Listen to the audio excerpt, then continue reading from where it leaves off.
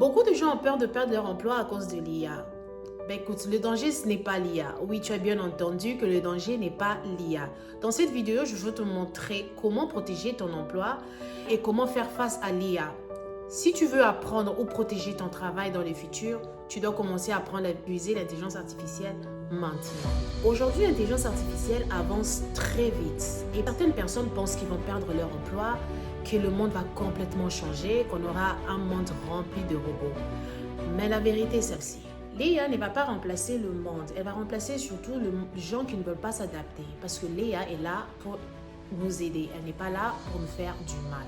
Voilà la première erreur que les gens font, c'est d'ignorer l'IA. Tu es là en train de scroll dans ton téléphone. Regardez combien les gens aujourd'hui se proclament riches. Regardez combien les gens aujourd'hui gagnent de l'argent avec l'intelligence artificielle. Et toi, tu es là en train d'ignorer l'IA. Ça, c'est la première erreur. La deuxième erreur, c'est que les gens ont peur de l'IA. Tu as peur de l'IA sans même apprendre. Tu n'as aucun outil l'IA dans ton téléphone, tu n'as jamais tenté. Mais tu as peur. Pourquoi tu as peur? Plus tu attends, plus tu perds. L'important à faire, c'est de commencer maintenant à apprendre l'intelligence artificielle. La troisième erreur que les gens font, c'est de devenir dépendant avec l'IA. Ceux qui utilisent déjà l'IA savent combien l'IA facilite ta tâche et on devient dépendant.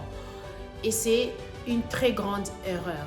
L'humain doit rester l'humain, utiliser l'IA comme un outil qui est téléphone ou couteau dans ta cuisine. Et là, je veux te parler des solutions. Voilà la première solution si tu veux gagner ton travail dans le futur ou si tu ne veux pas perdre ton emploi. C'est de commencer à apprendre la base. La base de l'IA que nous tous on a commencé, c'est ChatGPT. Tu ne vas pas sauter avec une autre outil l'IA sans commencer avec ChatGPT. Commence avec ChatGPT maintenant et tu vas comprendre que c'est plus facile à utiliser l'intelligence artificielle. Tu vas t'adapter plus facilement et tu vas te sentir plus à l'aise. Et là, c'est un plus. Et la deuxième solution, ça vient directement du premier, c'est d'utiliser l'IA comme un outil. J'ai parlé de ça bien avant, que utiliser l'IA comme un outil, c'est magnifique. Si tu l'utilises comme un outil, ça passe plus facilement que d'être complètement dépendant de l'IA.